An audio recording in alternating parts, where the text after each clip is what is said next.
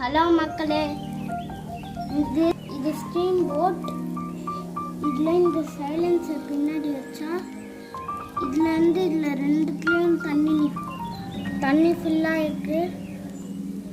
இந்த கப்பில் கேண்டில் அங்கே வச்சுட்டு எரியுது. ஏற்றி வச்சிட்டேன்.